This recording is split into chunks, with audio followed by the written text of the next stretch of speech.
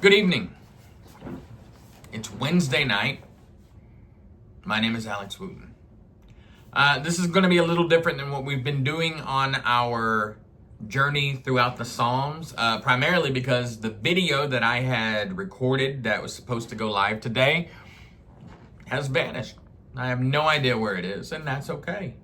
We're on our 9th lesson, and it's called Out of the Depths. We're looking primarily in Psalm chapter 130. There's a feeling that happens when you're deep underwater, not physically, but emotionally, spiritually. And in that moment, when your feet can't feel the bottom, when the surface is just far enough away that you can't reach up to the top. Have you ever had one of those moments? Maybe it was a phone call that you didn't see coming, or maybe it was a night you sat in your car for too long after everyone had gone to bed. Maybe it's right now. If so, you're not alone. You see, Psalm 130 was written for people who feel like they are sinking. People who don't need a pep talk or a cliche moment, they need a rescue. So if you've ever said, I'm not okay, this psalm is for you.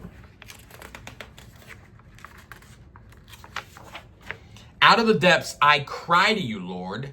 Lord, hear my voice. Let your ears be attentive to my cry for mercy. If you, Lord, kept a record of sins, Lord, who could stand?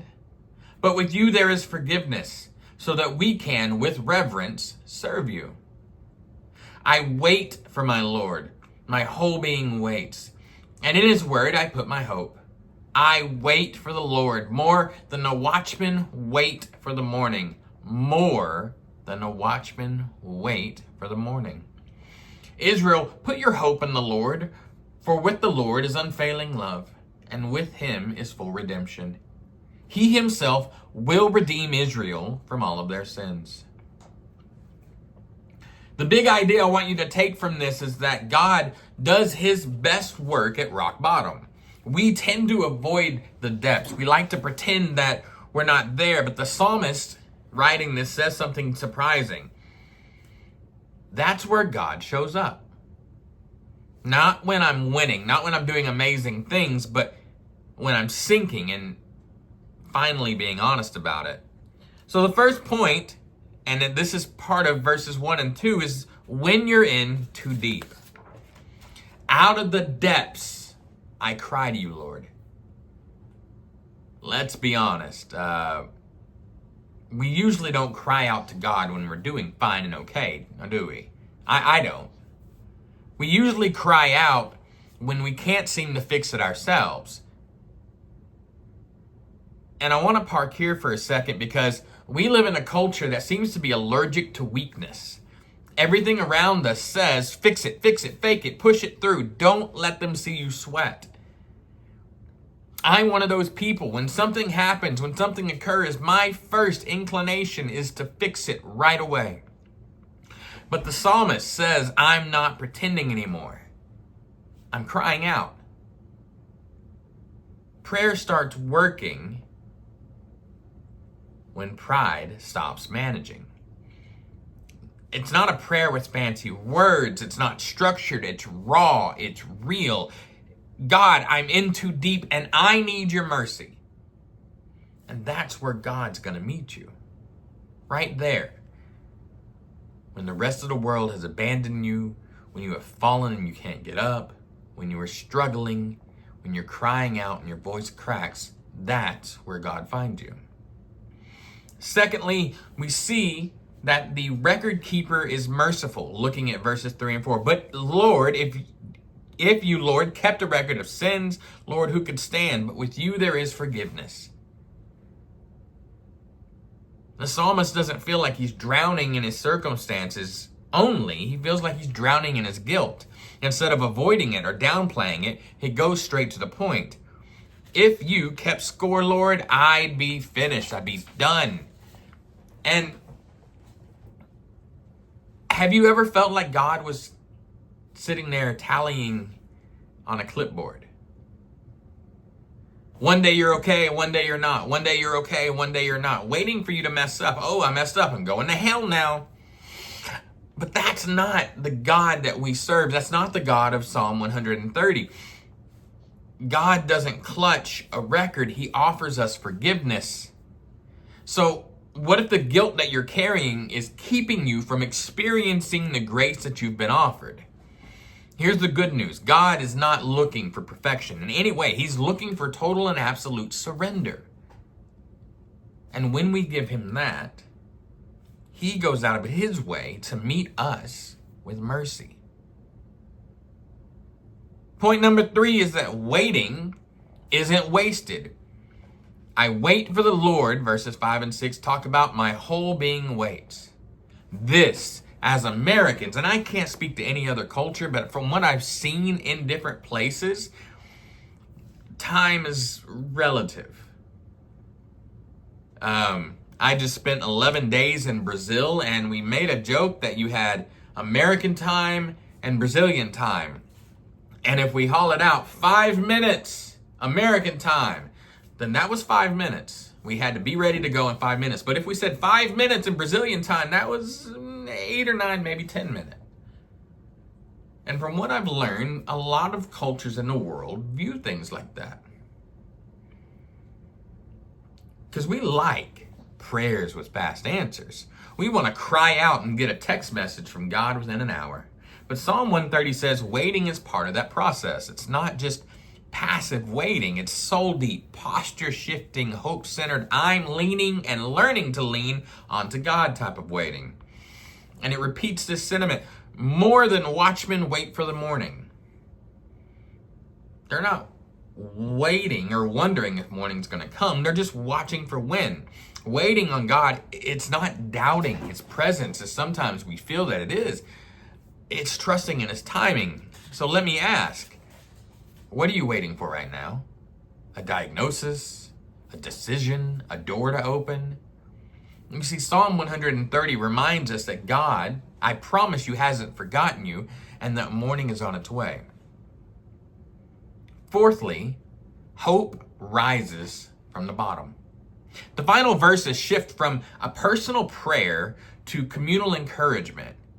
Israel, put your hope in the Lord, he says. Why? Because this isn't a psalm for one drowning person. It's a rescue anthem for the entire world. With the Lord is unfailing love, full redemption. That phrase, full redemption, means nothing is left unpaid. No corners of your past left out. No regrets that he can't reclaim. No story he won't rewrite. God doesn't throw your life, doesn't throw you just a life preserver. He pulls you in and reels you in, dries you off, walks with you from the depths to daylight.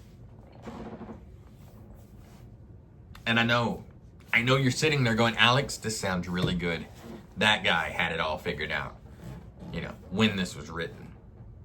But how do I take what you're telling me, Alex? How do I take this? How do I take it and apply it to my life? And you know what? I've got some ways that might help. Number one, we need to be honest about our depths. If there's an area in your life that you're pretending about that is fine, but it's not, you need to name it. Name it out loud, write it down, cry out. You don't have to manage your way out. You just have to be honest. Secondly, you got to let go of this anarchistic 1950s view of God where every morning he's sitting there checking off, you're a sinner, you're saved, you're a sinner, you're saved. When you're saved, when you are baptized, you are saved. Yes, we can lose that. We can. God's not taking it from us. We can cause it to be lost by our actions, by the things we're doing. But that's not how God is treating us. He's not sitting there with a clicker going, yep, Oh, they're good. Oh, bad again. That's not God. That is not a God that I would want to serve, that I would want to love, because that's not a loving God. You see, every morning you need to read Psalm 130, verse 4. With you there is forgiveness. Say it out loud. Let it override the shame tapes that are in your brain. Every day, with you, God, there is forgiveness. Thirdly, practice faithful waiting.